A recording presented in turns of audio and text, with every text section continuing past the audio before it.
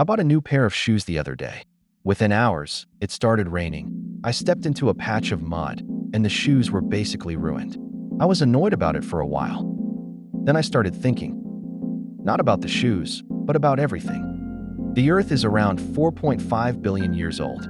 At some point, life appeared. Much later, humans showed up. Somehow, on this small planet orbiting an ordinary star, matter became aware of itself. We looked around, asked questions, built civilizations, created art, invented science, and tried to figure out why we're here. Along the way, we invented ways to measure our lives. Seconds, minutes, hours, days, years. They're useful, but they're also human-made.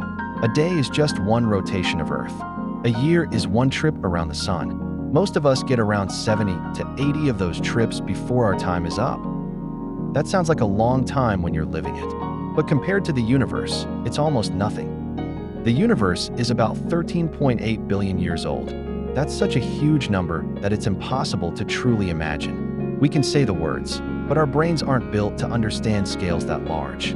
Human history, entire civilizations, even the existence of our species barely register on the cosmic timeline. What's strange is that we've learned an incredible amount about the universe.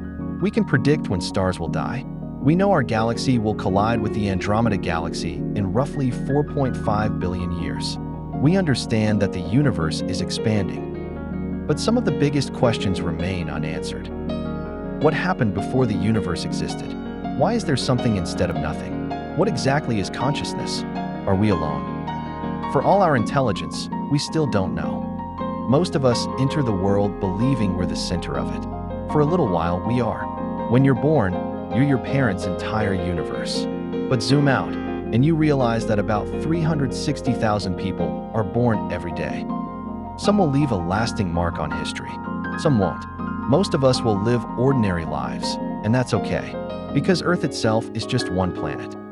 Our solar system contains 8 planets. Our galaxy contains hundreds of billions of stars. Beyond that are billions upon billions of other galaxies spread across distances so vast that light takes millions of years to cross them. And despite all of that, we still haven't found definitive evidence of another civilization. Maybe life is common. Maybe it's incredibly rare. Maybe we're early. Maybe we're alone. We simply don't know. What we do know is that the future of the universe is going to be very different from its present.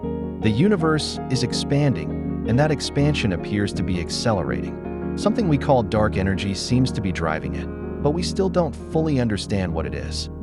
If our current understanding is correct, galaxies will eventually drift so far apart that they become invisible to one another.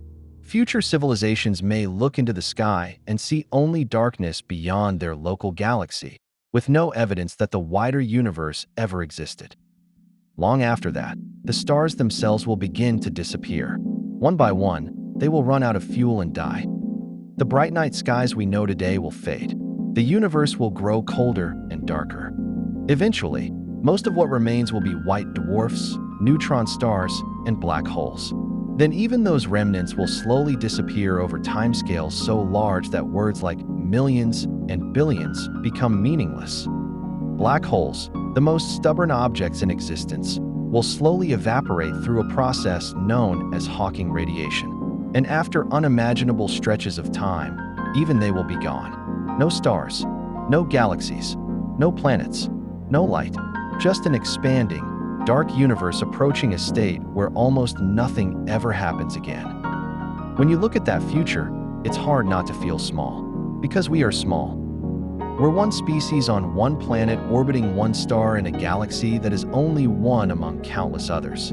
If humanity vanished tomorrow, the universe would continue almost exactly as before. And yet, somehow, that's not depressing. It's freeing. Because if the universe doesn't hand us a purpose, we're allowed to create our own. Maybe your purpose is building something. Maybe it's raising a family. Maybe it's exploring the world. Maybe it's creating art, advancing science, helping people, or simply enjoying the brief time you have. There isn't a single correct answer. The meaning of your life doesn't come from the size of the universe. It comes from what you choose to do with the tiny slice of it that belongs to you. The future is unpredictable.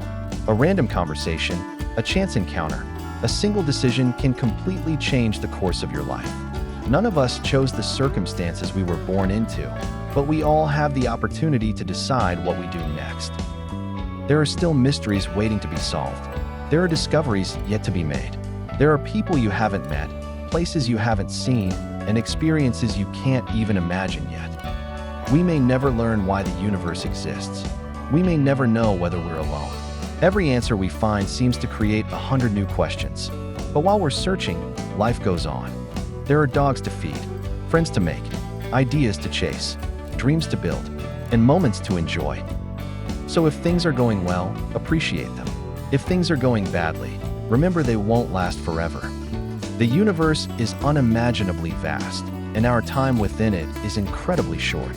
That might mean we don't matter much on a cosmic scale, but to the people around us, to the lives we touch, and to ourselves, we matter a great deal. And while the universe continues its endless journey through time, we get this one brief chance to experience it. So enjoy it while you can.